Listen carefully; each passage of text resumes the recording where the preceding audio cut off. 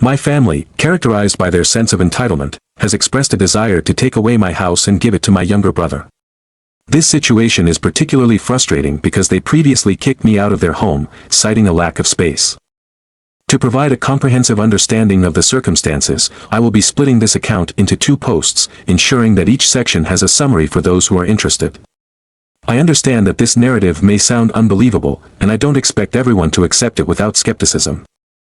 However, what I am about to share is my reality, and I am prepared to recount the details without any attempt to make it more palatable.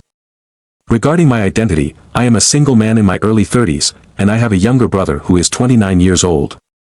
He is a father of 4 children, having welcomed his first child at 22 years of age, followed by another baby just a year later. The subsequent 2 children came 2 years apart, with the youngest being born only a couple of months back. The dynamics with my brother's wife are particularly strained. We do not get along at all. She often tries to provoke me, displaying a sense of superiority that she seems to relish. Whenever I respond or defend myself, she has a remarkable talent for turning the situation into a dramatic spectacle, shifting into a self-victimizing mode that garners sympathy from those around her. My parents and brother are completely enamored with her, ignoring her true nature despite being well aware of it.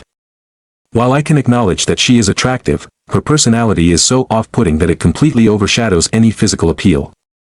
Moreover, she chooses not to work despite holding a college degree, relying entirely on my brother to support their family financially. This reliance has led them to live with my parents, as their income is insufficient to secure independent housing. Consequently, they all reside in a cramped 3-bedroom house that was built in the 1960s, making privacy a constant challenge for the entire family. Reflecting on our upbringing, it's clear that my brother was always the favorite child. Although there is only a 3-year age gap between us, he developed a superiority complex over time, likely due to the fact that I was often punished for any form of retaliation against his bullying. It became apparent to me that my parents favored him significantly more, as he received the majority of privileges and attention. When family members pointed out this imbalance, my parents responded by relocating us approximately 150 miles away, making it more difficult for relatives to witness the dynamics in our household. Throughout my childhood, my brother displayed physically abusive behavior towards me on multiple occasions. He also shamelessly flirted with my first girlfriend, which ultimately led to our breakup, all while he laughed at any misfortune I experienced. During these times, my parents offered little support, advising me to simply accept and move on from the distress. The only instances when I received equal treatment were when my parents felt it necessary to maintain a facade of fairness, particularly during family gatherings and holidays when relatives were present. I often found it amusing to witness their discomfort when forced to treat me equally to my brother during these occasions, a stark contrast to their usual favoritism. As I reached adulthood, particularly after turning 18, my parents seemed to celebrate my move out of the house, as it relieved them of their parental responsibilities. I left home before finishing high school, opting for couch surfing over the toxic environment I had endured. Since that time, I have maintained minimal contact with my family. They didn't even come to my high school graduation, but I was indifferent to their absence. My interactions with them dwindled to occasional holiday gatherings where I would see them just like the rest of our extended family. The onset of the pandemic in early 2020 brought significant hardship to my life. I lost my job and was unable to renew the lease on my beloved 2-bedroom condo because my roommate, who also faced job loss, moved back in with his family. As our lease came to an end, I was forced to sell nearly all of my belongings, facing uncertainty about where I would be living next. The combination of these events has led to a complicated situation, amplifying the strain in my family relationships. I found myself in a situation where I had to sell off nearly all of my possessions. The reality of my impending homelessness loomed over me, forcing me to dramatically downsize my life. Reflecting on my choices, I recognized that renting a place that was far too expensive was a misstep I shouldn't have made. For a period, I enjoyed the high life, surrounded by comforts and pleasures, but that lifestyle quickly became unmanageable and, ultimately, unkind to me. I came to the realization that I should have opted for a more affordable living situation, which would have allowed me to save enough money to cushion myself during tough times. In an effort to regain control, I devised a plan. I owned a truck, a vehicle I had always adored. After some searching, I stumbled upon a $1,000 camper that was in good condition. My intention was to use it as a temporary living arrangement. I figured I could simply live out of it for a short while. However, what was meant to be a brief phase turned into a much longer ordeal than I could have ever anticipated. Initially, I had hoped to park the camper at my parents' house, where my brother and his family currently lived. But when I approached my parents with the idea, they informed me that their home was already full and that they didn't want me there. Our relationship had been strained over the past decade, and they made it clear that they would only allow me to park my camper on their property if I paid them an amount that was equivalent to the rent of an apartment in the area. This proposal was completely unrealistic. At the time, I was jobless and trying to stretch my unemployment benefits as far as possible. Paying that kind of rent just to park my camper felt like throwing money away. When my parents dismissed my living situation as being akin to an eyesore, they told me to take a hike since we couldn't reach an agreement. My brother found it all amusing, joining in on the mockery and calling me a homeless bum. With nowhere else to go, I parked my truck and camper in a store parking lot on my first night of being without a proper home. The fear of potential break-ins gripped me, leaving me restless and unable to sleep. It was an unsettling experience, compounded by the fact that any relatives who owned houses lived too far away and most of my friends were settled into their own apartments. I felt tethered to my area, unwilling to leave behind the community I had called home. In an effort to maintain some semblance of normalcy, I had my mail forwarded to a friend's apartment. This was my only option for staying connected and receiving important correspondence. However, finding a stable place to park my camper proved to be a significant challenge. I spent months living a nomadic lifestyle that was less than glamorous, trying to find work similar to what I had done before. During this time, I encountered a myriad of difficulties, ranging from confrontations with beggars and drug addicts to complaints from strangers demanding I move my camper, labeling it an eyesore. At one point, someone claiming to be part of a neighborhood association confronted me while I was parked on a street that had no houses nearby. Their aggressive demeanor escalated when I questioned their authority, and to avoid any potential conflict, I decided to relocate my camper. To ensure I had a continuous power supply for my camper batteries, I had to get creative. I learned to use long extension cords to plug into any available outlet I could find. This often meant sneaking around and connecting my power to the outside outlets of random buildings while parked on various streets. While I knew this wasn't exactly ethical, I felt forced into this situation to keep my refrigerator running and my food from spoiling. I owned a small solar power bag for recharging my phone, but I didn't have a generator, which would have made things easier. However, I found generators to be noisy and fuel-dependent, making them impractical for my needs. After months of living in this unconventional way, I finally managed to secure a new job. However, it required moving to a neighboring city in order to avoid returning to retail work, a field I had sworn never to enter again after my college days. Although I was still receiving unemployment benefits, I was rapidly running out of time and needed to find stable employment before my financial safety net disappeared. The boredom of my situation weighed heavily on me, leaving me with little else to do but read, watch movies on a small portable DVD player, or use my phone and laptop to keep track of potential parking spots and public restrooms in the area. I couldn't help but envy the Japanese system of having public bathhouses. I thought those would be incredibly beneficial in my situation. When I finally secured a new job, my living situation became quite unorthodox. I found myself basically residing in the back lot of the company, tucked away by the warehouse and the older employee parking areas that nobody else seemed to use. These spots were so far removed from the main building that they felt almost forgotten.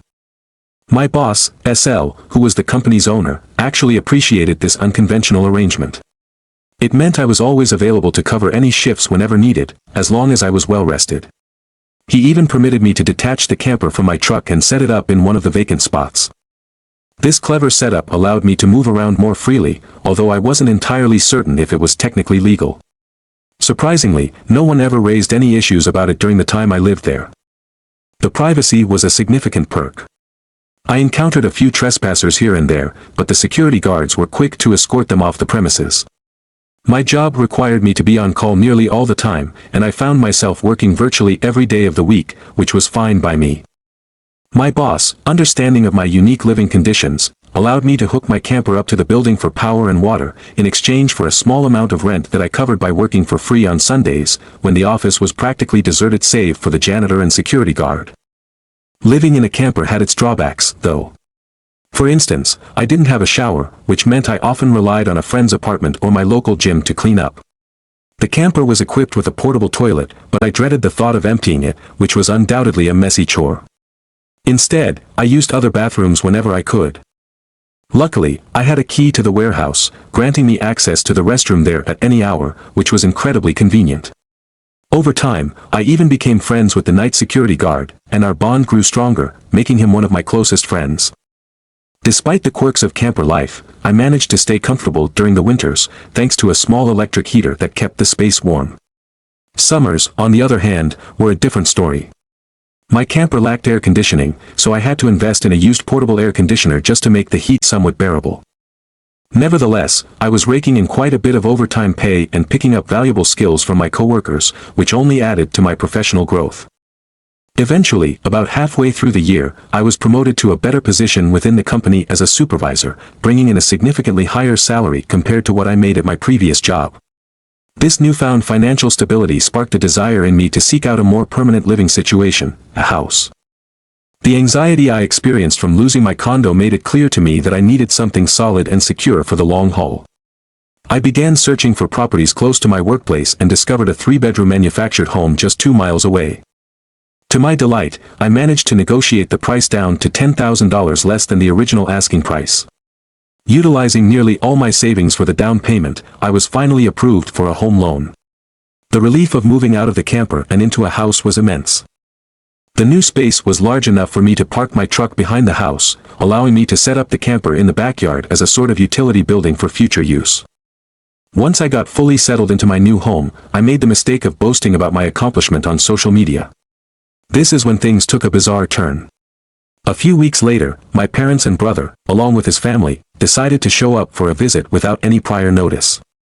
I hadn't even shared my address with them, so their sudden appearance left me scratching my head in confusion about how they found me. None of my friends had spilled the beans, and previous family visits had been non-existent, so it was unsettling to think they might have followed me home from work. As soon as I opened the door, they practically surged inside like a group of overly excited tourists. It felt invasive as they started to explore my new place, making themselves at home without so much as asking. I noticed that my sister-in-law wore an unsettlingly smug smirk, and it wasn't until later that I realized why it bothered me so much. My parents began commenting on how much extra space I had, questioning whether it was too much for someone like me who didn't have a wife or kids. Sure, I wasn't in a relationship at the moment, but I had aspirations for the future. My brother chimed in, pointing out how my house was bigger than our parents' and that it was conveniently located closer to his job. It was all a little too much, and the red flags were waving wildly in my mind. Eventually, my brother requested a private conversation. It seemed everyone else suddenly vacated the room, leaving just the two of us. The moment they all piled out onto the front porch, it hit me like a ton of bricks that my brother, let's just call him Dan for simplicity's sake, had orchestrated this entire situation. He'd always insisted that the house was too much for me to handle on my own. Now, with his wife pregnant with their 4th child, he made a case for why I should let him and his family move into my home. It's so much closer to my job, he pointed out, as if that single reason were enough to justify his request. I couldn't shake the feeling of indignation as he went on about how I already had the camper set up outside. I could easily just live there while they took over the main house. What really stood out to me, though, was that he never even mentioned offering to pay rent.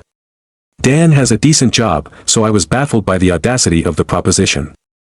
As he continued, he started discussing changes that would come with their move, curfews, restrictions on my comings and goings, the idea that I couldn't just stroll in whenever I pleased without giving prior notice. If this were anyone else but Dan, I would genuinely believe the person had lost their mind. Yet, the truth was, Dan had shown signs of instability for a long time. Our parents had always treated him like he was the center of the universe, and it clearly warped his sense of reality.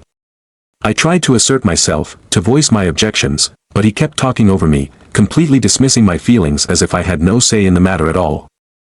The thought of renting my house, even a part of it, to him was completely off the table. Sure, I might consider renting it out to someone else as a means to help pay off the mortgage, but never to Dan or his unpleasant wife.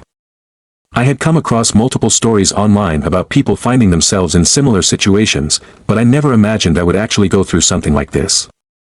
It seemed absurd, yet here I was, feeling the weight of the reality that my family, my parents, Dan, and his wife, fit the stereotype of entitled individuals who expected everyone to cater to their needs. I decided to take a stand. I grabbed my phone and started recording. Surprisingly, Dan didn't even seem to notice. He just continued with his grand plans, his hands flailing around animatedly as he described all the reasons why he needed my house. Then, in a tone that suggested it was a done deal, he even reached out his hand to shake on it. That was the moment I found my backbone. I firmly said, "Hell no," loud enough that he actually stumbled back in shock. Raising my voice like that was a big deal for me. I had spent most of my life being punished for it by our parents, but this was different. This was my house, and I wasn't going to let Dan think he could just take it from me. I stood tall and made it clear that my home was not available for him to claim just because he felt entitled to it. I reminded him that I had worked hard to buy my house and that it wasn't my problem that he kept bringing more kids into the world and was stuck living with our parents because he couldn't afford to move out. In a desperate attempt to intimidate me, Dan got uncomfortably close without physically touching me and told me I didn't deserve the house because I didn't have a wife or kids. I laughed at his ridiculousness and shot back that I absolutely deserved my home because I earned it through hard work. He then escalated, yelling that my single status meant I didn't need all the space. I made it clear that I was not giving him anything, especially since he had never even offered to pay rent. The idea that I would take on all the mortgage responsibilities while he and his family lived in my home, with me in the camper outside, was utterly ridiculous. Dan then argued that he shouldn't have to pay rent because his family came first and that our parents had told him I would agree to this arrangement. I yelled back, emphasizing that their words held no authority over my life or my home. Just then, my parents and his wife barged back in, surrounding me and trying to pressure me into submission. It was chaos. Throughout the argument, I heard the phrase, "Just do it for Dan," repeated more times than I could count. I stood my ground, telling them they had no right to dictate my life or my home and to get out before I called the police. In a moment of pure frustration, Sil, his wife, screamed at me, saying she was pregnant again and that I couldn't do this to her family. I shot back that I hadn't done anything to her. She assumed she could just take from me without consequence. I had no obligation to her or her growing family. In that heated moment, I let her have it, calling her out for being a stuck-up individual who had never shown me respect. I have no interest in her opinions or her life circumstances, including the number of children she has. My feelings towards her are non-existent. I feel no sympathy or obligation. The reality is that she won't be stepping foot into my house, a fact that clearly infuriated her enough to retaliate. In a fit of rage, she managed to land a solid blow on my face, and although she attempted to continue her assault, my brother intervened, physically restraining her as she kicked and screamed with fury. She was adamant, repeatedly demanding my brother release her so she could unleash her anger on me, specifically wanting to scratch my eyes out. At that moment, I was holding my phone, which recorded the entire altercation. I raised it up and warned them that I would call the police if they didn't leave my property immediately. My parents, realizing the situation was escalating, told my brother that they were leaving. Then my mother turned to me and ominously stated that I had a week to change my mind about everything. I flatly told her that there was no chance of that happening and instructed her not to return. I then directed my attention to Sil, reminding her that my phone had captured all of her aggressive behavior, and if she attempted to harm me again, I would not hesitate to file charges for assault. In response, she screamed at me and stormed out of the house, her face buried in her hands, sobbing loudly about the entire situation. As my mother was the last to exit, she warned me that I better reconsider for the sake of Dan and Sil. I retorted that I wouldn't give in and firmly stated that I would not be doing anything of the sort. In my initial post, I anticipated that a significant number of readers would find this story hard to believe or excessive. I am fully aware that there are countless similar anecdotes circulating online. But just because there are others sharing their experiences does not diminish my own. It's baffling to me that so many entitled individuals aren't more wary of being exposed for their actions. Some might criticize my story or label it as fabricated, and I can understand why. However, through this narrative, it's crucial to reveal just how dysfunctional my parents are. They have always been the source of my problems, having spoiled my brother to the point where he behaves disgracefully, and they have never provided me with an adequate explanation for their favoritism. I have a deep-seated fear that there may not be any justifiable reason at all. Certain individuals are incapable of elucidating their choices, like playing favorites among their children, and in a misguided attempt to support their chosen child, my parents have tried to undermine me. This has inevitably led me to take significant steps that have emotionally impacted their lives. When I decided to remove my parents, brother, and Sil from my life for attempting to coerce me into relinquishing my new house to my brother, I felt compelled to broadcast the entire incident to my family via social media. The news spread like wildfire, but it ultimately vanished from the platform after I deleted it all and set my profile to private. I knew that my family would rush to twist the narrative and paint me as the villain as soon as they returned home. I anticipated this, so I had a head start of about an hour to make my case, and I had video evidence to substantiate my account. However, I have no intention of sharing that video here, so please refrain from asking. Being proactive in this situation benefited me as I managed to garner support from several family members who sided with me right off the bat. My parents, brother, and Sil likely had plans to craft their own narratives, but they were already too late to spin their version of events. They refrained from attempting to fabricate lies, knowing it would be futile. While my parents and brother had a handful of supporters, the number was limited. Many family members were already aware of their entitled nature, which made the developments easier for others to grasp and accept. One specific family member even called me, though I had no clue who they were. This person ranted at me, condemning me for being a terrible brother and insisting that I should make room for someone who is a real family man. I ended that call abruptly and blocked their number without a second thought. After that, the week passed without incident until my parents showed up on my doorstep, accompanied by my brother, just like they had mentioned in their ultimatum. They rang the doorbell repeatedly and pounded on the door until I finally decided to answer. I cracked the door just enough to see what was happening, but they were relentless in their attempt to shove their way inside again. Thankfully, I had installed latch chains that held firm against their efforts, and I braced myself against the door for extra security. Both my father and brother were demanding entry, but I informed them that I was recording everything and would not hesitate to call the police if they tried to force their way in again.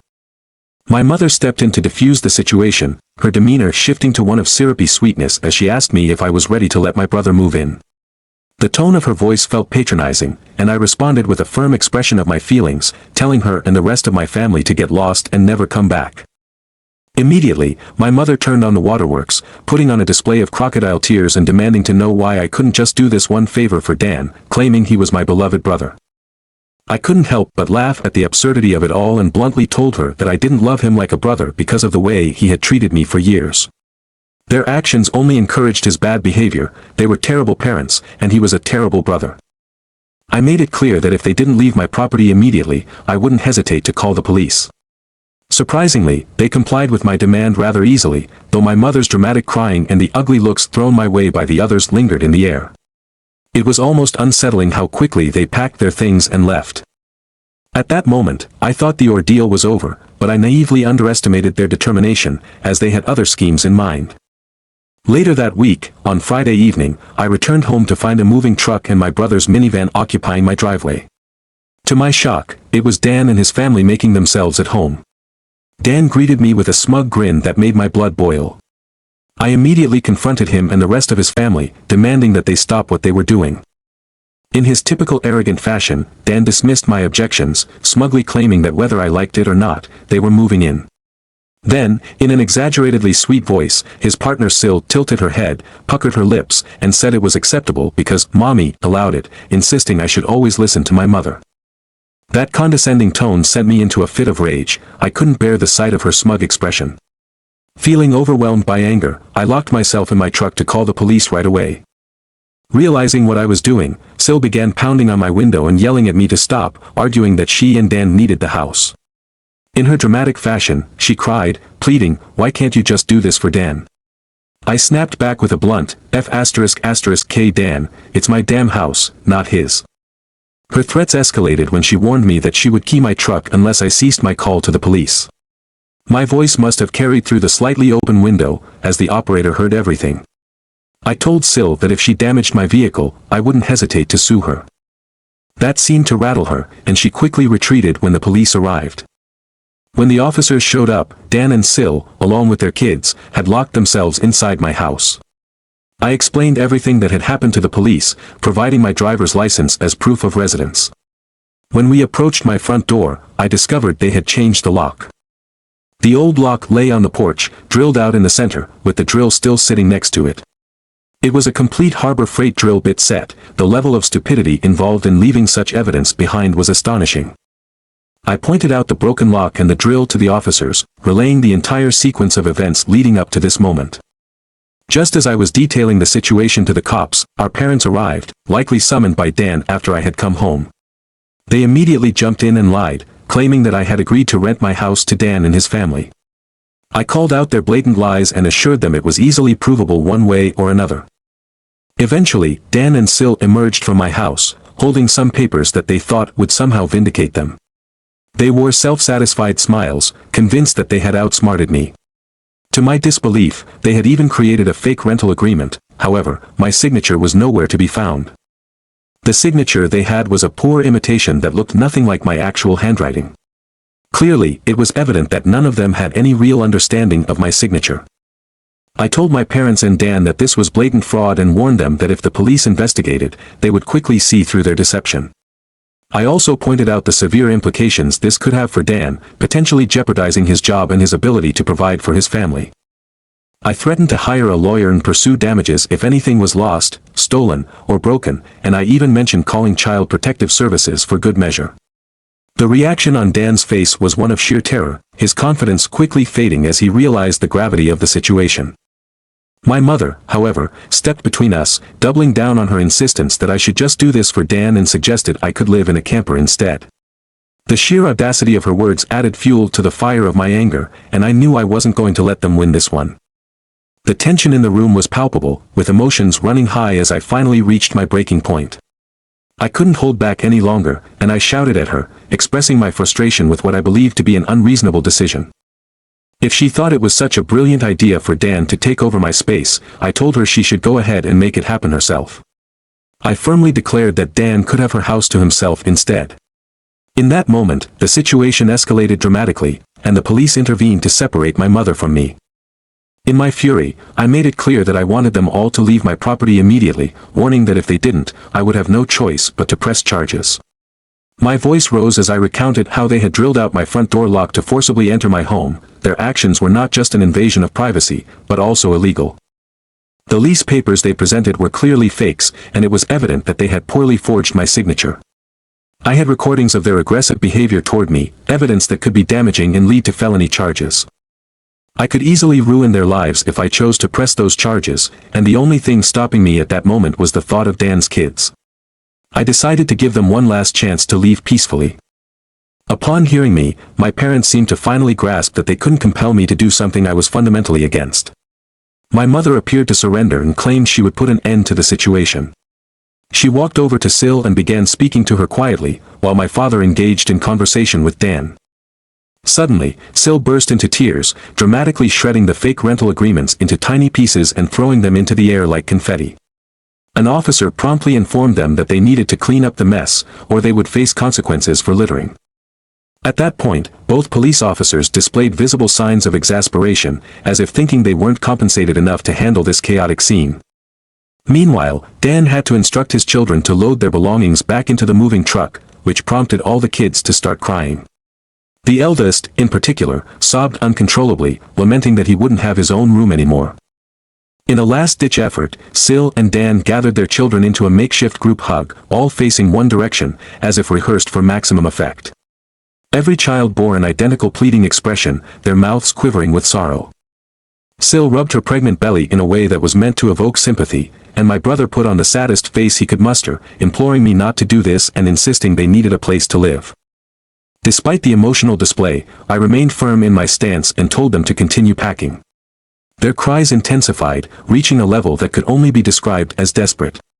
Dan, overwhelmed by the situation, yelled at me, accusing me of selfishness for denying them a home. In response, I couldn't help but laugh, almost maniacally, as I countered that what he was attempting to do constituted taking, not sharing, and that no amount of tears would change my mind. I firmly stated that he was no longer my brother in any meaningful sense. Instead, he had become an entitled individual who believed he could just take whatever he wanted from me, reminiscent of our childhood. Dan resorted to profanity, clearly agitated, until the officers warned him to calm down, reminding him that he could end up in handcuffs regardless of whether I chose to press charges or not. His expression shifted to a blend of fear and anger as he suppressed his outrage. I turned to the police, requesting that they stay until my family and Dan had vacated my property. They assured me they had no intention of leaving until the issue had been resolved. Shortly after, the presence of 2 officers swelled to 4, as more arrived, further motivating my parents to move along. Before they left, I demanded that Dan hand over the keys to the new lock he had installed on my front door.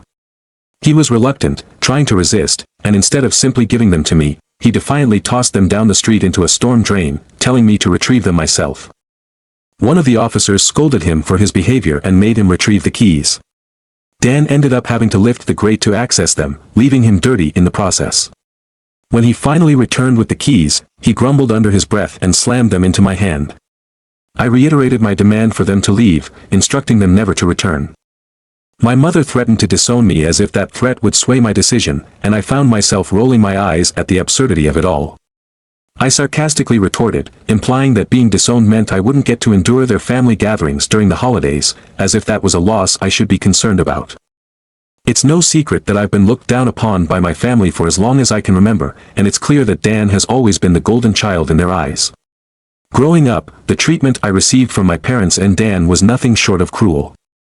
The memories are etched in my mind, a painful reminder that if Dan were ever in desperate need of something as significant as an organ donation, I wouldn't even consider helping him out.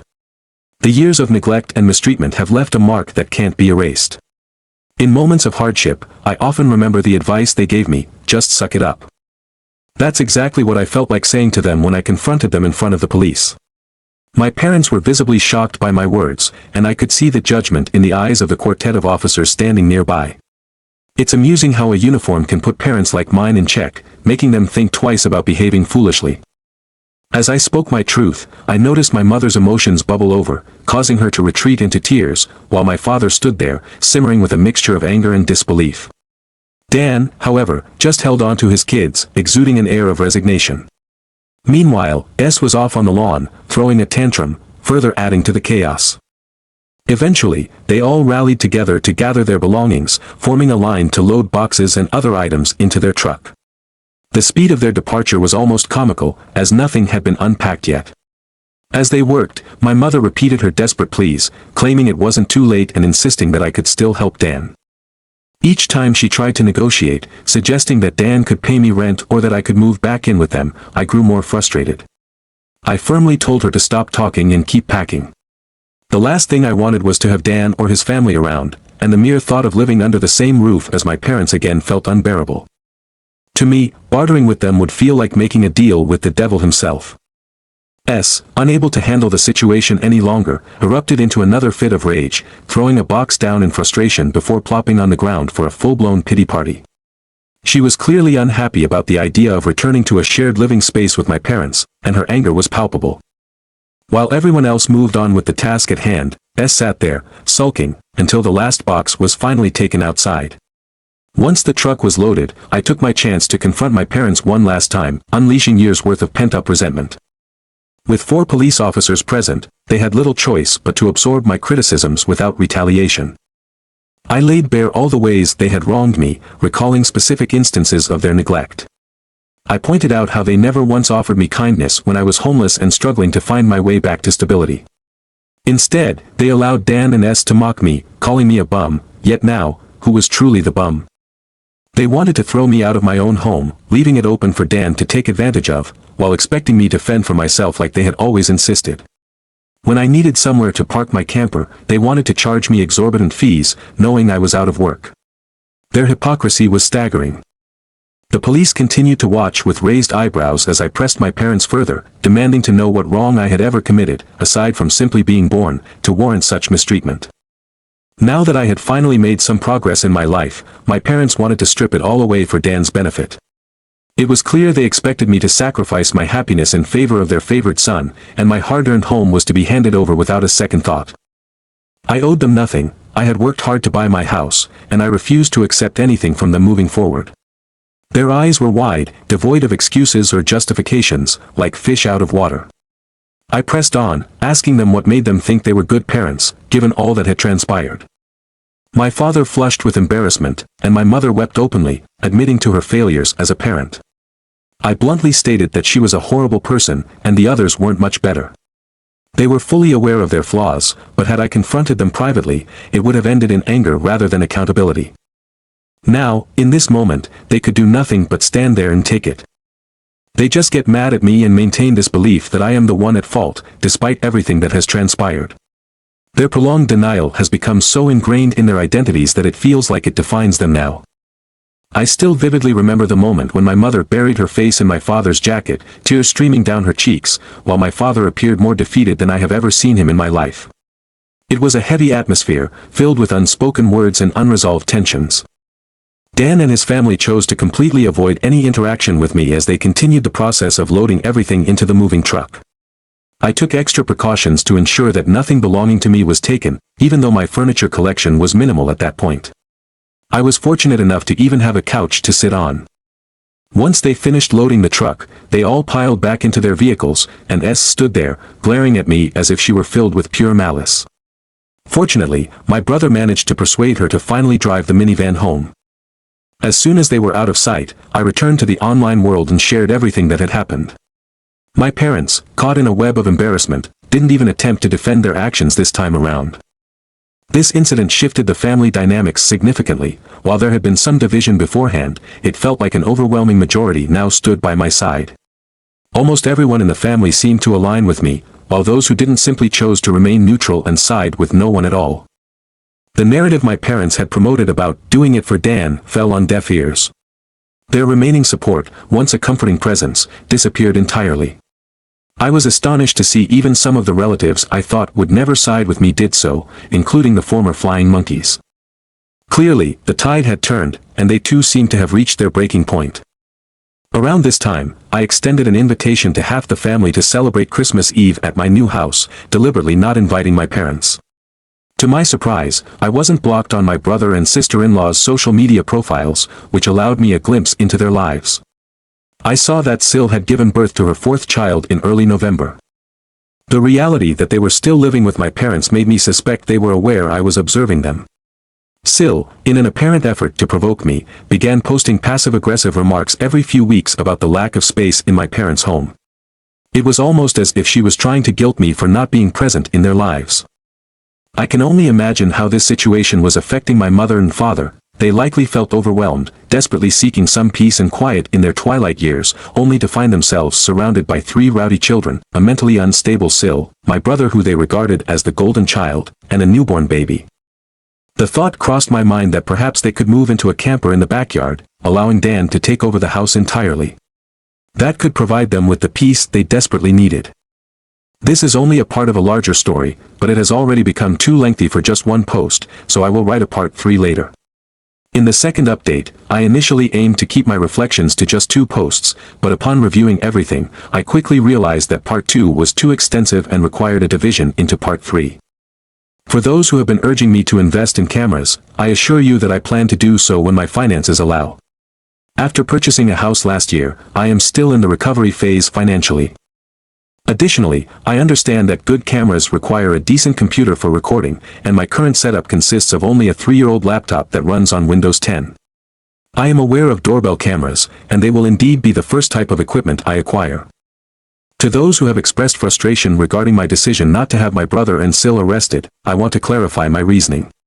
The primary reason I refrain from taking that step is because of their roles as parents. Their children depend on them.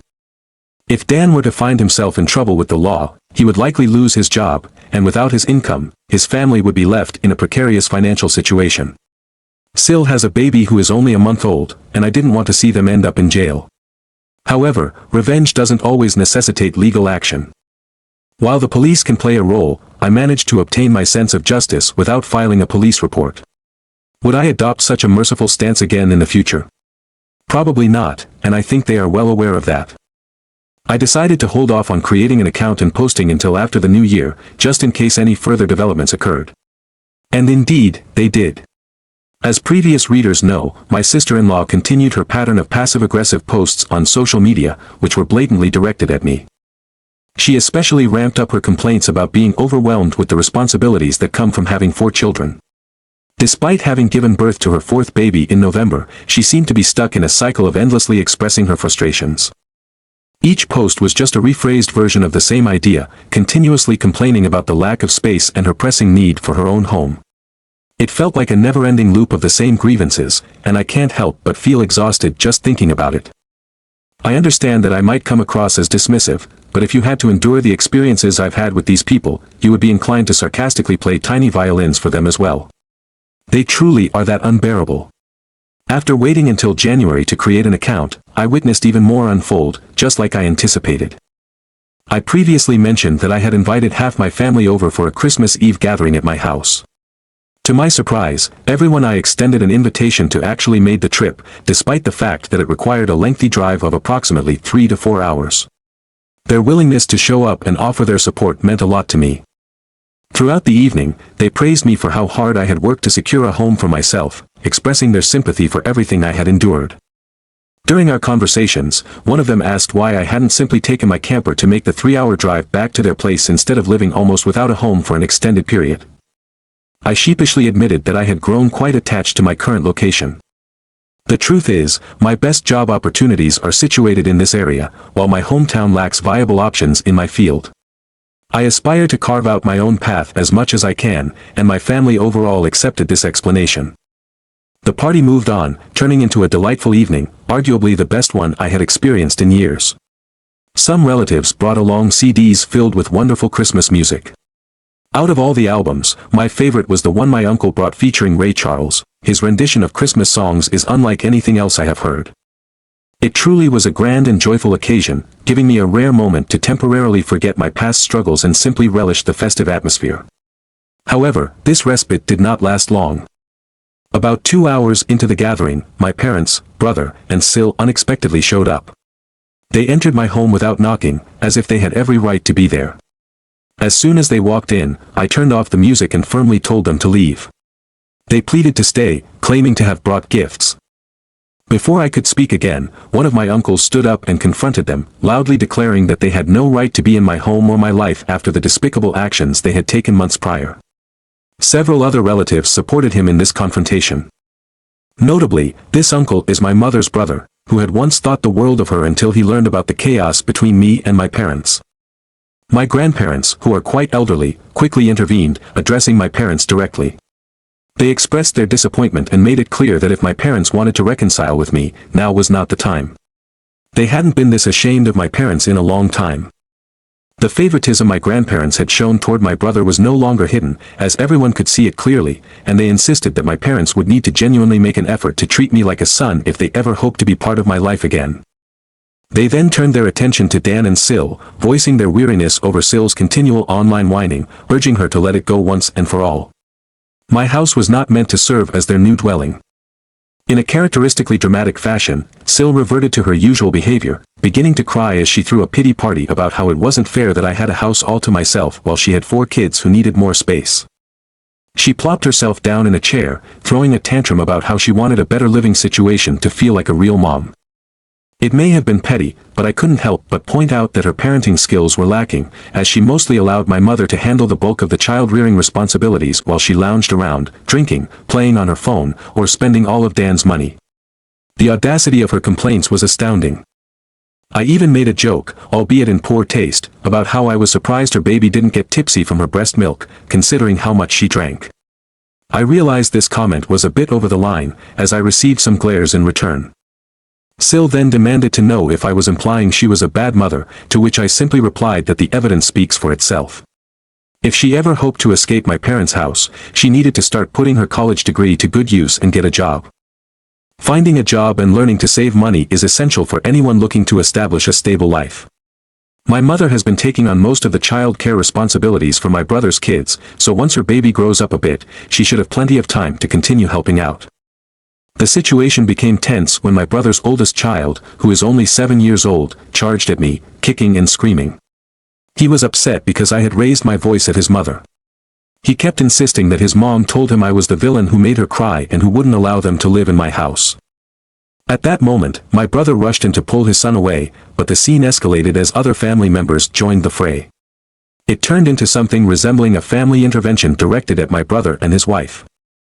Emotions were running high, with my sister-in-law crying, her baby joining in the chorus of wails, and my brother's other kids also in tears. Even Dan, who had been the target of harsh words, looked completely defeated.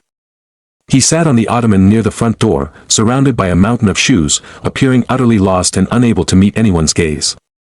He couldn't muster a single coherent response to me, knowing full well that the room was filled with relatives ready to judge him for his actions. If the crowd hadn't been there to intervene, it's likely we would have witnessed a repeat of the earlier incident when he attempted to take control of my home, demanding I adhere to his whims. By this point, however, his humiliation was so profound that both our parents' reputations in the family suffered significant damage. They were exposed for who they truly were, leaving no room for pretense. Shortly after my parents, brother, and sister-in-law left in defeat, the atmosphere shifted, and the party resumed, with everyone intentionally avoiding any mention of the previous incident for the remainder of the evening. Since many of the adults had been drinking, they opted to stay overnight at my home, and I even allowed some relatives to sleep in my camper to ensure there was enough space. Admittedly, the camper has turned out to be a pretty good guest house. Earlier, my relatives expressed curiosity about it, amazed that I had lived in it for about 2 years. They bombarded me with questions, wanting to know what it was like to endure both summer and winter in such a small space.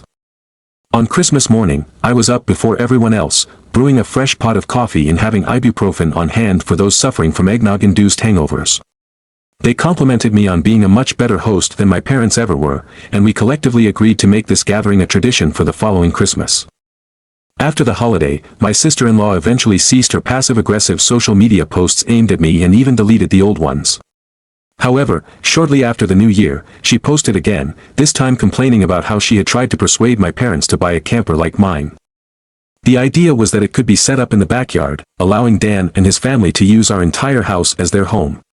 The irony was palpable when my parents firmly rejected this notion, clearly stating that no one was going to usurp their home or, more importantly, their master bedroom. That post lasted only a couple of days before she removed it, and her online activity has dwindled significantly since then. It seems she realized that there was no point in her complaints when no one was around to listen. And with Dan's salary alone, he won't be moving his family out anytime soon, especially if they end up having another child. Since then, things have quieted down for me. I've even started inviting friends over for poker nights. I'm not particularly good at poker, as my memory fails me constantly, but that doesn't seem to matter. We get to enjoy cold beers and junk food while reveling in the simplicity of being friends. We loaded up on Whoppers from Burger King and spent the evening the best way grown men know how when they just want to unwind and have fun. As summer approaches, I've been contemplating the possibility of dating someone. After all, I'm not getting any younger. Here's hoping that goes well. My camper now sits quietly in my yard, and I must admit there are days when I simply go out there to spend some time in it. Having lived there for 2 years, it feels like a second home to me, and I still cherish those moments spent in my personal sanctuary. The house has become like my second home, a cozy retreat that I envision using for camping someday, just as it was intended. The thought of camping excites me, but it's worth noting that I've never had the chance to experience it. My parents always dismissed camping as a frivolous activity, considering it a waste of time. So, embarking on this outdoor adventure would be a completely new experience for me, filled with both anticipation and curiosity. At this point, what I've shared marks the conclusion of the events that unfolded recently. My parents, brother, and Sil have been maintaining a noticeable distance from me, eerily reminiscent of the time before I purchased my house.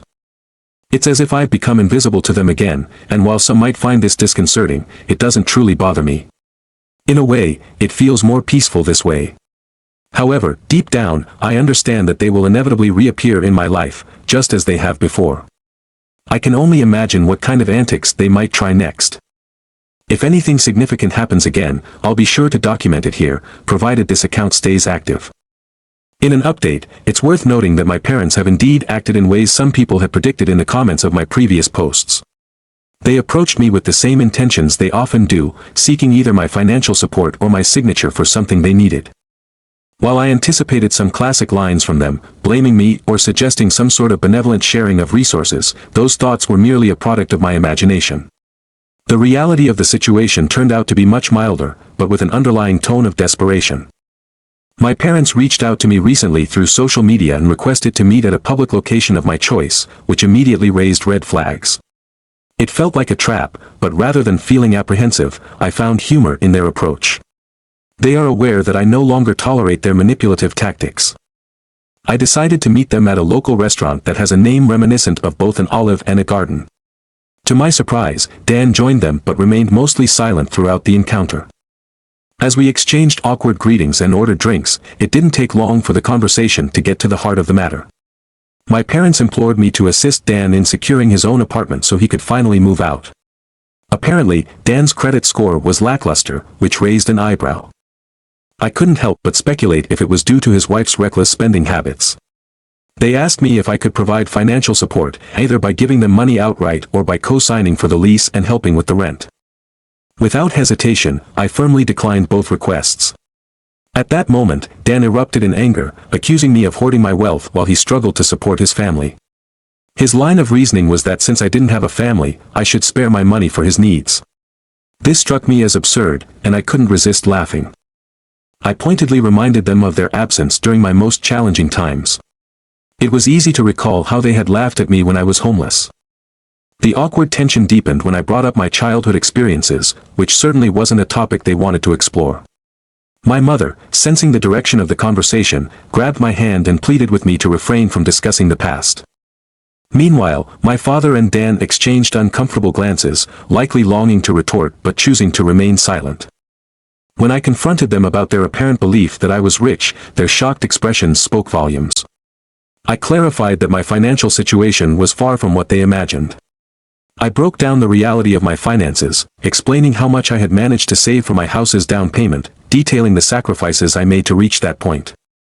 I shared that I was still in the process of financially recovering from the purchase. Yes, I had a monthly income, but most of it was being funneled directly into my savings. Curious about Dan's financial standing, I asked him his annual salary. When he revealed it, I pointed out that his income was actually a bit higher than mine. I then casually calculated how about 70% of my income was allocated to essential bills, mortgage, insurance, gas, internet, phone, food, and other necessities, leaving me with only about 30% at most for savings. I emphasized that I needed that savings to regain my footing in life. Knowing that my truck was aging and could require repairs or replacement at any moment, I had to be prudent with my finances, ensuring I had a safety net in place. There are numerous reasons why having a rainy day fund is essential. Life is unpredictable, and unexpected expenses can arise at any time. Whether it's home repairs due to sudden damage, medical bills for an unplanned doctor's visit, or legal fees that come out of nowhere, it's crucial to have access to quick cash when these situations arise. This emergency fund serves as a financial cushion, allowing you to handle such expenses without derailing your budget or causing financial strain. Given these realities, it is simply not feasible for me to spare any money for Dan's financial needs. Additionally, I have made it clear that I refuse to co-sign for any loans or financial obligations for him. Doing so would put me in a vulnerable position, where I could potentially be responsible for any payments that Dan might fail to make. This concern is not just theoretical, it's a practical consideration grounded in the experiences and decisions my parents faced. I reminded them that this is likely why they were hesitant to co-sign for Dan's apartment in the first place. My mother, overwhelmed by the conversation, began to cry again, reflecting the emotional tension in the air. Throughout this ordeal, I have maintained a sense of clarity and foresight. I am not a bank, nor do I intend to play the role of one. When I expressed these feelings directly to my parents, I anticipated my father would react with anger, as he often does. However, to my surprise, this time he chose not to respond with rage. Instead, he showed a look that was hard to define. Perhaps it was regret or some acknowledgement of his past failings as a parent. It felt like he was grappling with the reality that I have matured and am no longer easily influenced or manipulated. This shift in dynamics left my parents with little ground to argue against my decision, and I remained resolute in denying any financial support for Dan. As the tension reached its peak, Dan abruptly declared that the entire situation was a waste of time and decided to leave. My mother, trying to mitigate the situation, started apologizing for his behavior, but Dan remained firm in his decision to exit. To lighten the mood and perhaps out of a desire to show kindness amidst the tension, I suggested treating them to a round of unlimited soup and salad. Given that we had only ordered drinks thus far, they seemed unable to refuse the offer of free food, and they decided to stay. During the meal, I intentionally steered the conversation away from money matters, focusing on lighter topics instead. Dan remained unresponsive, either consumed by his food or distracted by his phone, while my parents attempted to engage with me. They shared that they had recently joined a local Christian church and had been attending for the past 2 weeks. I expressed my congratulations but declined their invitations to join them, and they wisely chose not to press the issue further. Once we finished our meal, Dan left a $10 tip on the table and walked away, not uttering another word to me or anyone present. My mother, ever the peacemaker, excused his behavior, and we parted ways without further incident. Surprisingly, the confrontation was far less dramatic than I had anticipated, marking a notable change in the dynamics of my interactions with my parents and brother. As for my sister, she has been vocal online about her grievances with our parents, particularly showing her displeasure at no longer being the center of their attention.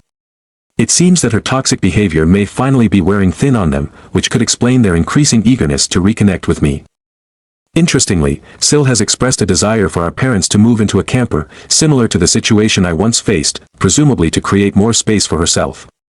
However, her requests have been met with consistent refusals. She appears to have garnered a following of like-minded individuals who share her perspective, as I occasionally receive messages from strangers blaming me for not relinquishing my house for her benefit. I've chosen not to engage with these detractors any longer. I simply block them and move on.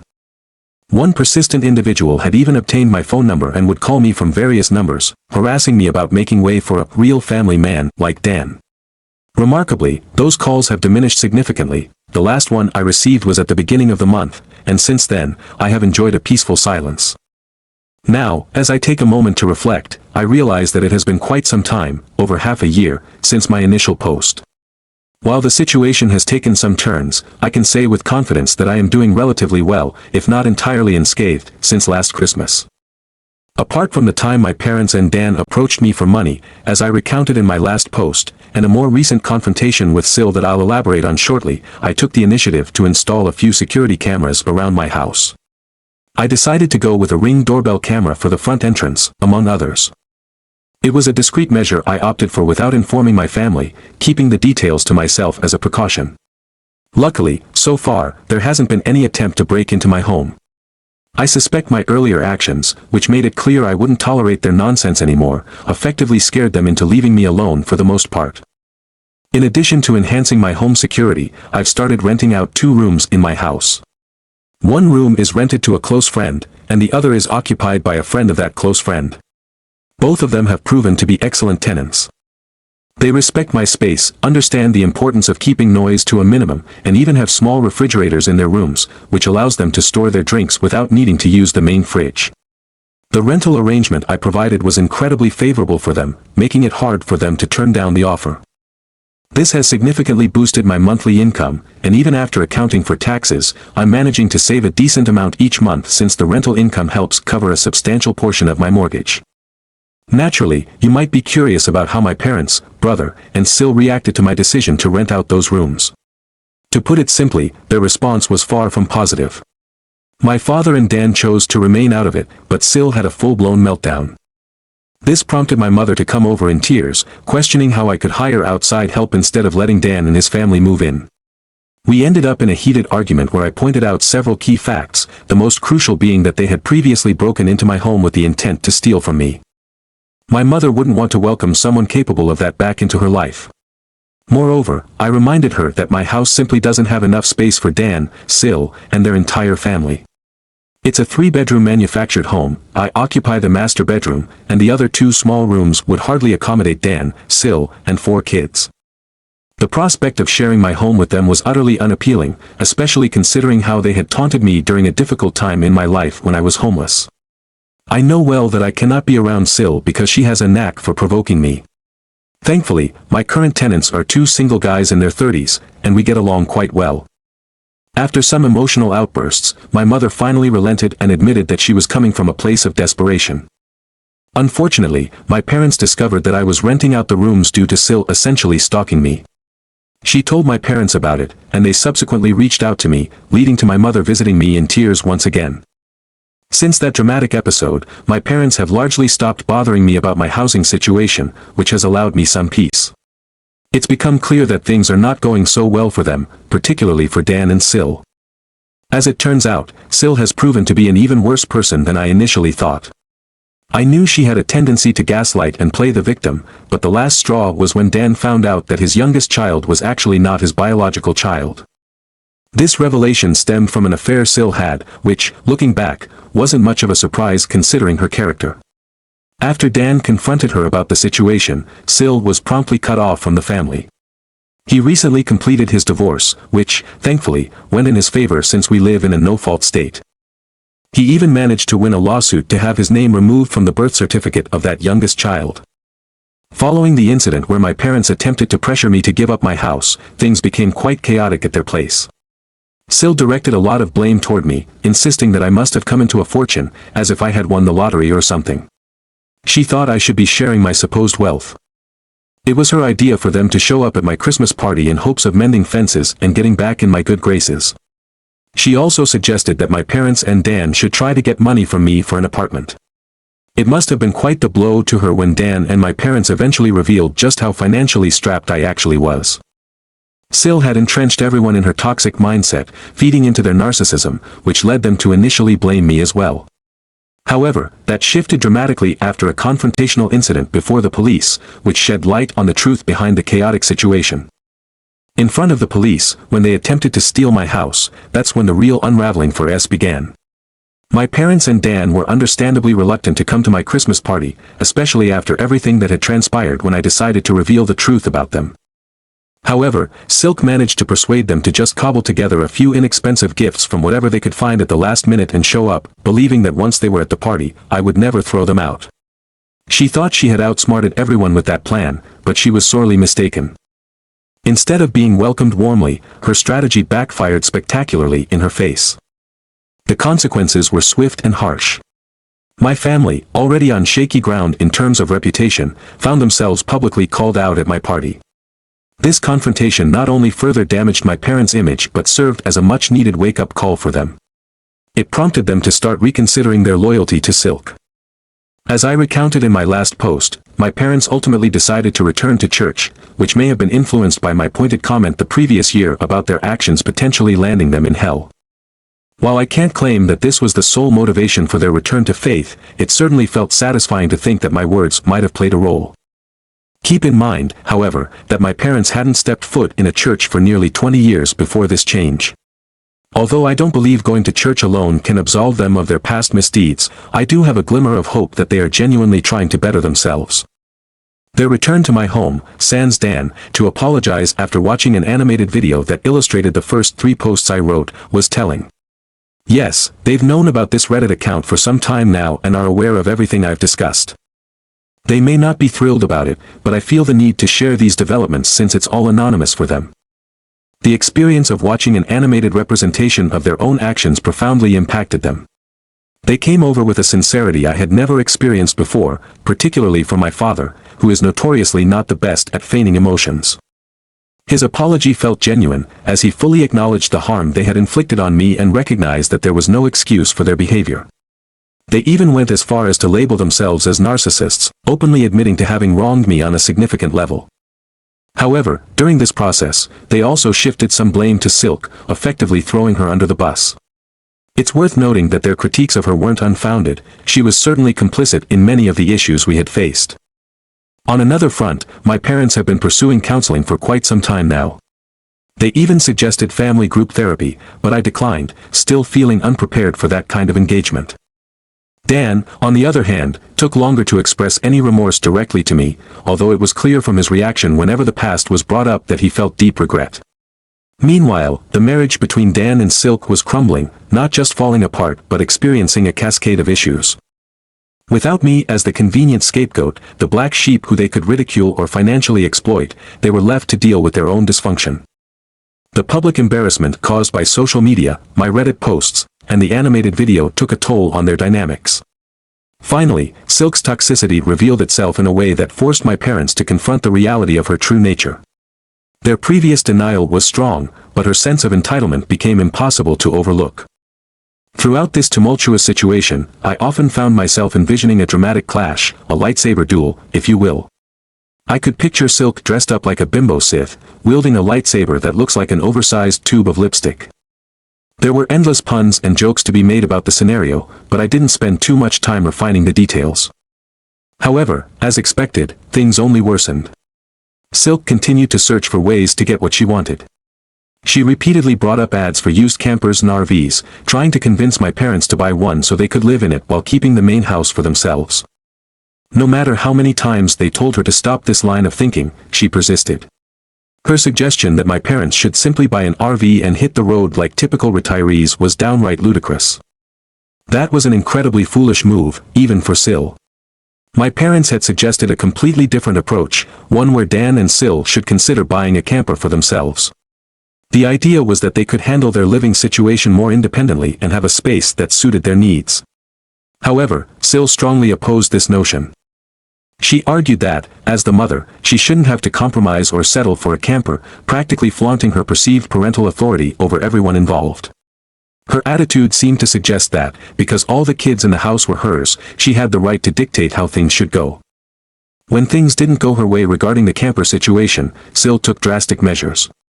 In an act of defiance, she grabbed her baby and left the house, disappearing for several days. Our family knew she was safe since her phone was still operational, and she responded to texts with curt, passive-aggressive replies. When she finally returned, her bitterness had only intensified, fueled by the fact that no one had catered to her demands during her absence. Adding to the tension, Sil outright refused to attend church, while Dan decided to go with our parents and took their kids along, except for the youngest, whom Sil wouldn't allow him to take anywhere.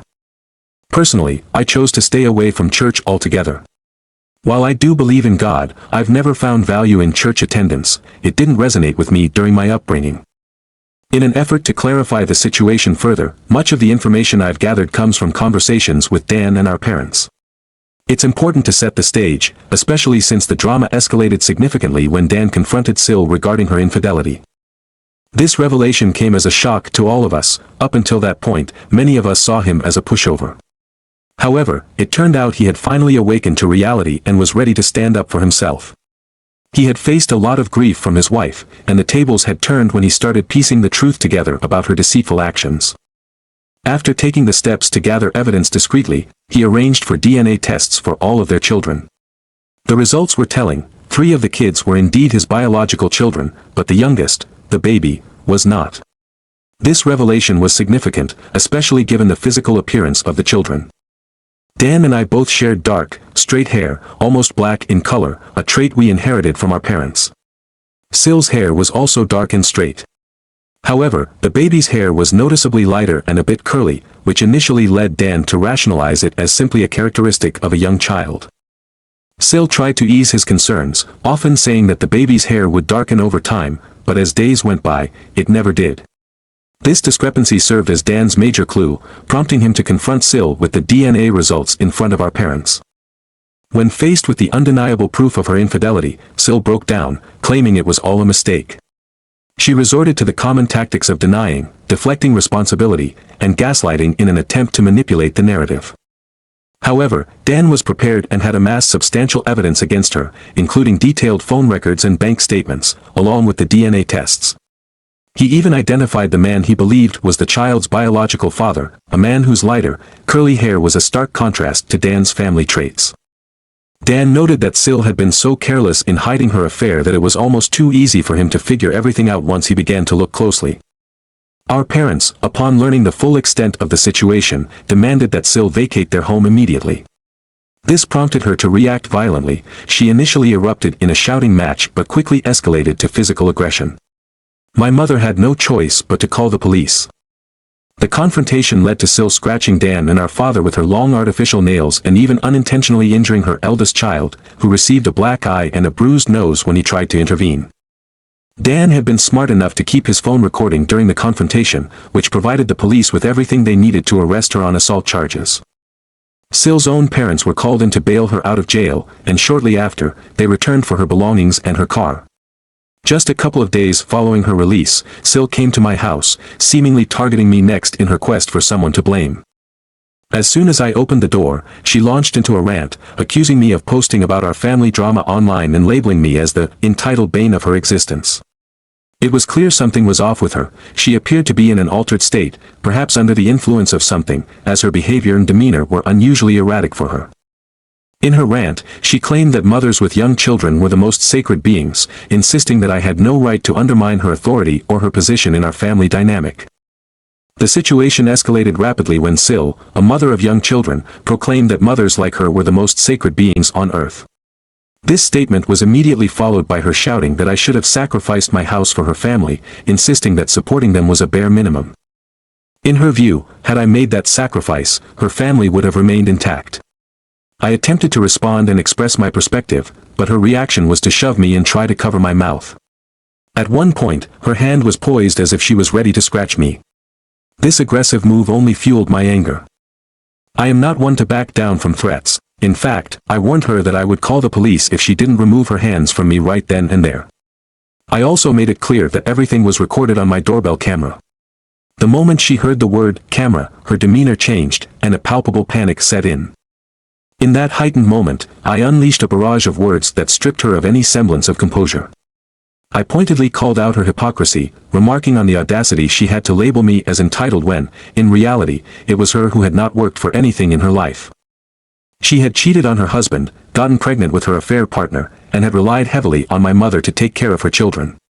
Financially, she had drained her husband's resources until they were in a dire situation, yet she continued to act as if she were entitled to my home to the point of attempting to claim it as her own.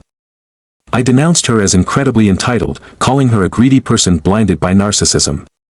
I demanded that she stop placing the blame for her poor choices on me and to never set foot on my property again. This was clearly the breaking point for Sil. After hearing my words, she quickly got back into her car and sped away. Now that Sil was separated from Dan, I decided it was time to take action. I went to the police and filed a report against her, detailing the harassment and the assault from the previous year, along with the latest incident of her putting her hands on me at my front porch. The police documented everything, and I provided copies of the video footage to Dan for his divorce lawyer.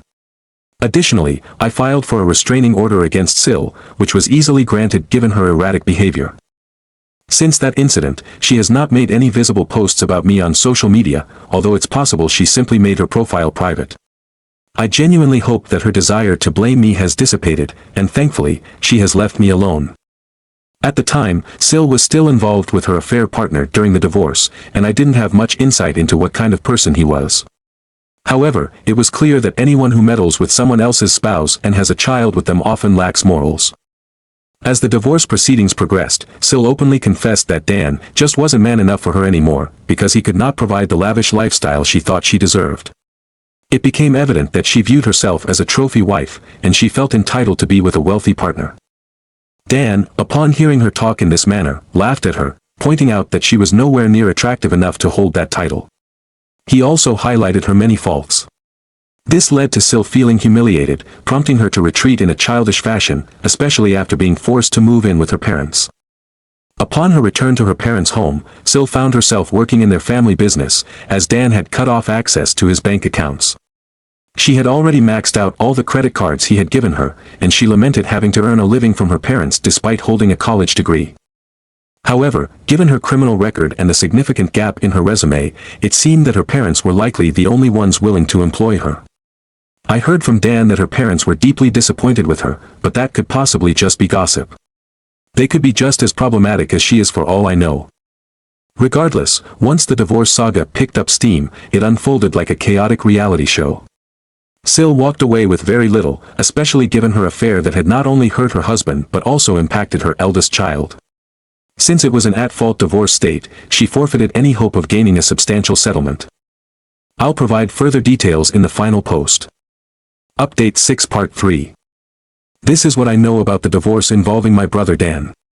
His lawyer worked quickly to initiate the divorce proceedings, utilizing all the connections and strategies available to expedite the process. However, the speed came at a significant cost, both financially and emotionally, though I'm not privy to the exact figures or the specific details. Dan never shared that information with me, as he often preferred to keep the intimate aspects of his situation private. On the other hand, S found herself in a precarious financial situation, which only intensified the battle.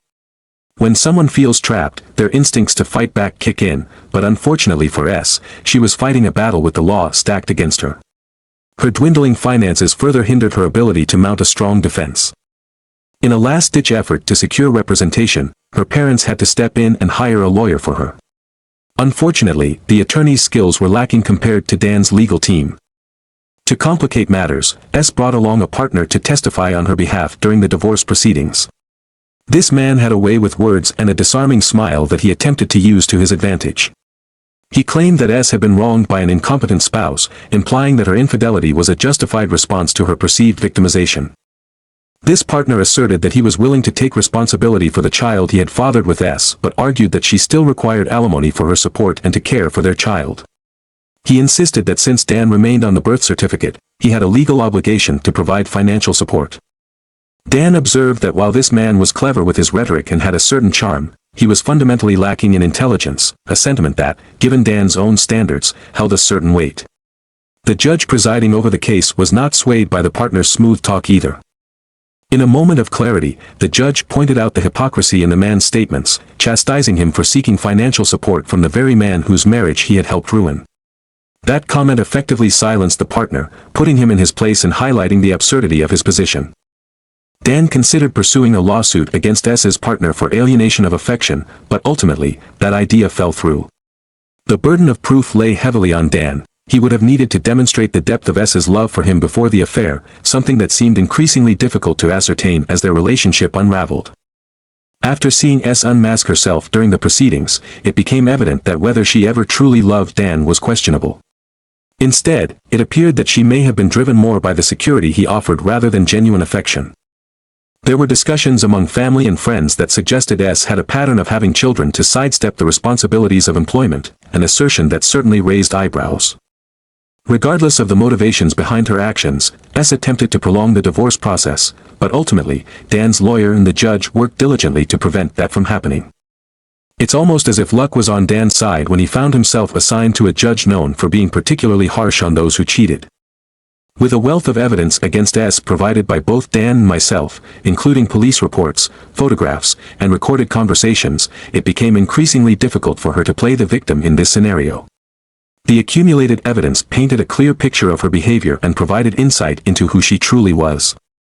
The court had a mountain of documentation proving S to be an abusive narcissist, a situation that left her with little room to maneuver. In the end, S chose to strike a deal to bring the divorce to a swift conclusion. Dan agreed to take on 3/4 of the credit card debt, successfully had his name removed from the birth certificate of S's affair baby, while S exited with only partial custody of her children. She received no alimony but found relief in not being held accountable for much of the debt she had accrued. Having secured employment through her parents, she could start repaying her debts with a steady income. While she was granted the freedom to see her children nearly whenever she wished and could bring them home on weekends, there have been very few occasions where she has taken advantage of that arrangement. A couple of fast food outings were about as far as she went, and she never seemed to take them back to her home. Now that the kids are back in school, her opportunities to see them have dwindled even further. It's odd to think that her parents, who might have been expected to want to engage with their grandchildren, have not reached out to Dan about visiting. Their indifference has been apparent long before the divorce, and it now seems unlikely that they would make a concerted effort to see the children at all. Dan, on the other hand, loved S deeply, and the betrayal felt particularly brutal. The pain of her infidelity drove him to drinking heavily, compounding an already delicate and challenging time in his life. Rewinding back to that pivotal night of confrontation with his wife reveals just how much turmoil was unfolding, a mix of anger, confusion, and heartbreak that would leave a significant mark on him for years to come. Following a heated confrontation with his wife, Dan staggered into the store where I was, a whiskey bottle clutched tightly in his hand. His face was a mess of scratches and bruises, covered in bandages that told a story of a rough night. He didn't appear to be fully drunk yet, but the sight of him like that sent a jolt of panic through me. My initial instinct was to chastise him for driving under the influence, but my words seemed to fall flat against the backdrop of his much greater misery, the betrayal he felt from his soon-to-be ex-wife, who he now scorned with a venomous nickname. We moved to my camper to avoid disturbing my tenants, and Dan began pouring whiskey straight from the bottle, tears streaming down his cheeks. He lamented his foolishness, expressed deep regret over marrying Sil, and couldn't help but refer to her with disdain, calling her that bitch at every mention. Despite the chaos of the situation, this became an unexpectedly bonding experience for us, probably the most meaningful time we'd spent together in the 15 years since we had drifted apart. While he didn't exactly apologize, he called himself a shitty human being with terrible taste in women, and in a moment of vulnerability acknowledged that I had at least avoided the same pitfalls he had. He was still my younger brother regardless of our history, and I knew I couldn't let him drive home in his condition. After managing to take his car keys from him, I set up the bunk in my camper for him to sleep in. I had rented out my spare rooms, leaving my options limited, but it was clear he wasn't in any shape to navigate his way back. He was a wreck of a man, emotionally drained and sobbing, not wanting to face our parents or his children in such a fragile state. There was also a nagging worry in my mind that if I let him leave, he could do something reckless. I didn't want him in the main house, so the camper seemed like the safest option. Although he had been betrayed and felt beaten down, I still didn't fully trust him, so keeping him in the camper felt right. We spent the evening in there, trying to distract him with games and movies on my portable DVD player. Poker was pointless with just 2 players, and old mate didn't hold his interest for long, but I happened to have a deck of Uno and an old battleship game that he enjoyed. These kept him occupied, providing a much-needed distraction until he finally began to wind down, running out of whiskey and eventually succumbing to sleep after he had thrown up into a bucket. Surprisingly, he found the idea of camping out in my little camper appealing. As he began to settle down, he had a barrage of questions about how I managed to live in the camper for so long. I patiently answered each one, both to keep him occupied and because I wanted to ensure he was okay. Eventually, though, I needed to turn in for the night, as an early morning was looming. I left him with my portable DVD player along with a few movies, hoping they would keep him entertained should he manage to stay awake. The next morning, before heading out for work, I snuck back into the camper to find Dan passed out in the bunk. I quietly left a bottle of ibuprofen and an energy drink on the counter of the camper's kitchenette, along with his car keys and a note advising him to exit through the backyard gate. He managed to slip out without any trouble around 1:30 p.m. About a month later, after Sil had been kicked out, Dan approached me with a request to borrow the camper. Apparently, he had found it more comfortable than he initially imagined during that rough night.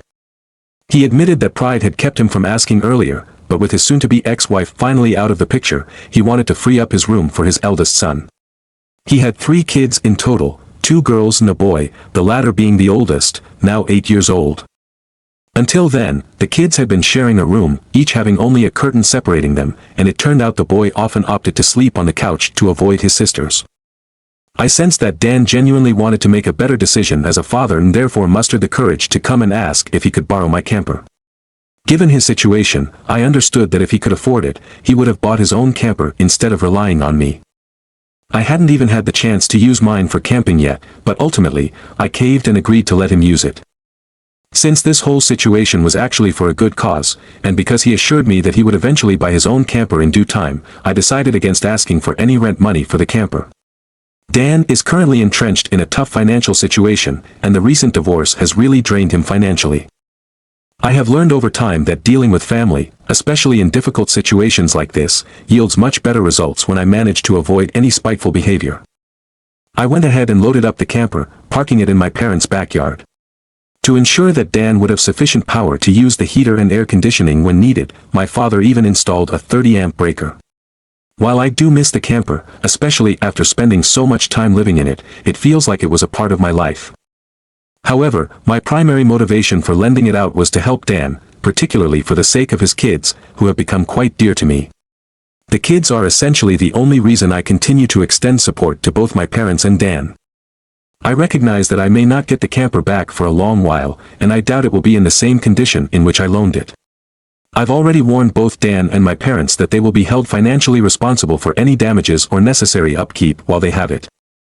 To protect myself, I took comprehensive time-stamped pictures and videos of both the interior and exterior of the camper before handing it over, documenting its condition meticulously.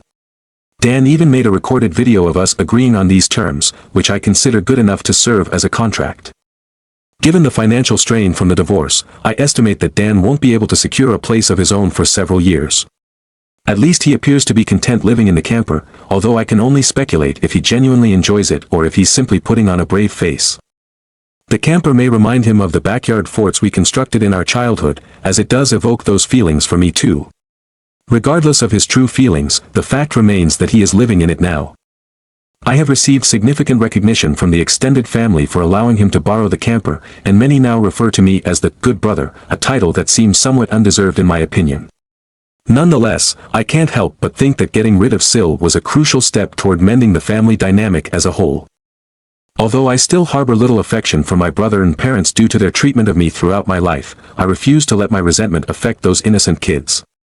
They have grown quite fond of me, and it's heartwarming to see their excitement when I visit or when they come over to my place. I've even babysat them a few times, and with their mother's toxicity no longer present, they have become much kinder, especially towards me. I am genuinely starting to enjoy my role as an uncle. My mother continues to take on the majority of the parenting responsibilities for my nieces and nephews, and she has been making a concerted effort to be as nice as possible to remain in my good graces. My father, on the other hand, often appears quite defeated in my presence. He has been mostly quiet or amicable, which is a marked improvement from his previous demeanor, even if he still doesn't engage in much conversation with me. While I am not letting my guard down, it is evident that my parents seem relieved by my ex's departure. They openly express their confusion over what they ever saw in her, particularly my mother, who had a long-standing rivalry with her regarding who held the maternal authority in the household. At the same time, as the divorce proceedings unfolded, Dan took legal steps to have his name removed from the birth certificate of the child that definitively was not his. His ex-partner, however, was hesitant to make the change, fully aware that doing so would eliminate any chance of receiving child support from Dan. The courts mandated a paternity test for the man identified as the biological father of the baby. I was ready to laugh if it turned out that he wasn't the father, but as it turned out, he was. Dan's lawyer had extensive discussions with Dan's ex's lawyer, and it became abundantly clear that she had no legal standing. Dan was prepared to fight tooth and nail to worsen her situation, and given her dwindling financial resources, she eventually agreed to change the birth certificate. The man who initially fathered the child eventually stepped up to take financial responsibility, but surprisingly, he did not remain with Sil. He reached out to Dan through his attorney to communicate the breakup, leaving the situation even more complicated. After breaking up with that person and making it clear he wouldn't bother him again, I decided to take a look at this guy's social media after Dan provided me with a link. It was evident that the individual was feeling upset about his newfound financial responsibilities for a child he had never intended to have. He expressed feelings of being too young for such a major life change. According to information gathered by Dan's lawyer, this man is just over 40 years old. Although he has a youthful appearance, he is by no means a young man. Following these revelations, he quickly switched his online profile to private. Exil had already made her profile private a long time ago, leaving us with little information to work with. It seems like this might be the end of Exil's influence in our lives. My family, including my parents and brother, has finally begun to make a sincere effort to improve themselves, which has contributed to my surprisingly positive experience as an uncle. Moreover, my house remains my own, a sense of stability amidst the chaos. In Update 7, it came as no surprise that Exil had seen my Reddit posts. While she is legally prohibited from contacting me directly due to my restraining order against her, it appears she attempted to vent her frustrations to Dan. She demanded that he tell me to delete my Reddit account, clearly bothered by what I had written. However, Dan has read my recent posts and expressed that they serve as a reminder of the person he used to be. He is not losing any sleep over it. Furthermore, despite the poor treatment I received from him in the past, I continued to help him out, so he feels no ill will towards me for expressing my thoughts online. My parents have also made an effort to treat Dan and me more equally when I am around, which is a noticeable change. While my father remains a man of few words, someone pointed out that after so many years of treating me differently than Dan, he now struggles to connect with me. I find this observation to be quite accurate. However, I'm not bothered by his demeanor. On another note, my mother has developed a tendency to apologize for everything in my presence. Apparently, she and my father have faced significant criticism from extended family and their counselor, which has led my mother to feel the need to apologize frequently. This transformation is a stark contrast to the way they treated me in the past. I hadn't previously mentioned Exil's opinion on Dan borrowing my camper for his son to have a space to call his own. In typical bully fashion, she looked down on him and mocked his situation, claiming he was living like a bum. Dan, however, took her insults in stride and asked if she was finished, knowing full well how she would react. He has reached a point where her opinions carry no weight with him. He pointed out that he was living out of the camper so he could prioritize his children's needs, which was something their mother failed to do. Instead of taking responsibility, she used the children as leverage to avoid working, emotionally blackmailing everyone around her. Dan then asked her to remind him how her tactics were working in her favor. This exchange occurred early in their divorce, and I can only imagine what her reaction must have been. Dan mentioned that Exil threw quite the tantrum regarding my recent posts, yet no one has contacted me on her behalf to request their removal. As a result, she is left grappling with the shame she has rightly earned. Lately, she seems to be making an effort to act nicer to Dan, perhaps realizing that the grass isn't as green living with her parents. Whenever they meet, Dan is courteous toward her as the mother of his children, but he has made it clear that he will never reconcile with her. He can no longer view her in the same way and is emotionally repulsed by the thought of her. Thus, Exil has very little chance of repairing their relationship. As for any new information about Exil's affair partner, there hasn't been any progress. Both Exil's social media and her partners remain locked down, and it's likely that they will stay that way as long as I have the ability to view their accounts. In Update 8, an intriguing incident occurred in the early hours of the 1st.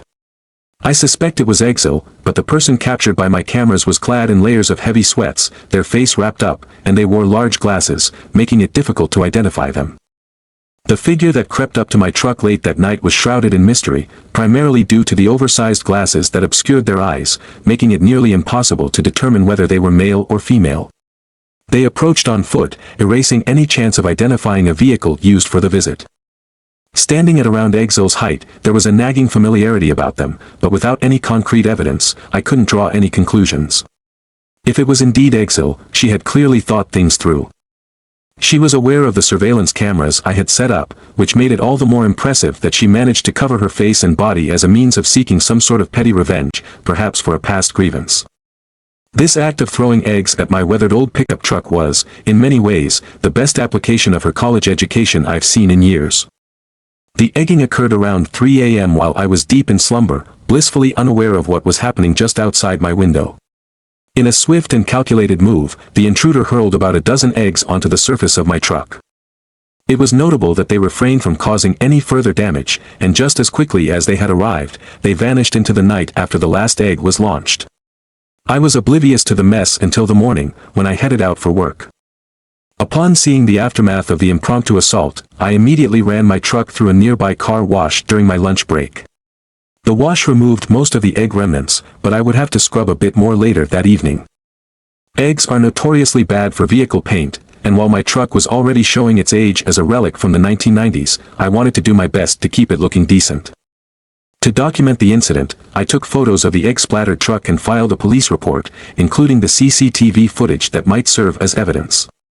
However, my hopes for any serious action were quickly dashed, as the officers seemed to view it as little more than a childish prank, likely perpetrated by a local teenager seeking a laugh. While I understood that they were likely overwhelmed with more pressing matters, I felt it was important to establish a paper trail in case something similar occurred in the future. I held off on sharing this incident publicly for a while, hoping that it might be an isolated event, but since things returned to normal without any further disturbances, I decided to finally share my experience. Nevertheless, I remain on the lookout for any tips or insights from others who might have dealt with similar situations. After some time had passed, I began to ask around the neighborhood, seeking information about potential cameras that might have captured my truck's egging.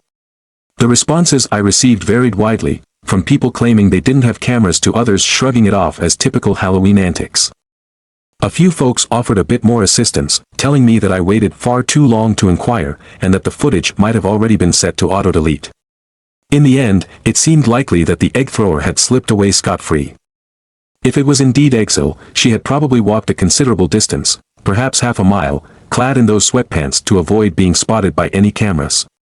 I couldn't help but think she might be second-guessing whether all that effort was even worth it. Now, I find myself waiting to see if this mysterious egg thrower returns next year. As a precaution, I took it upon myself to print out some pictures of the suspected egg thrower, distributing them in the neighborhood to make others aware of what happened. I even posted a few around the area, hoping to create vigilance among my neighbors. Interestingly, the tenants renting 2 rooms in my house have chosen to stay out of the whole situation, which I understand completely. After all, this petty act of vandalism isn't their issue, and I don't hold it against them.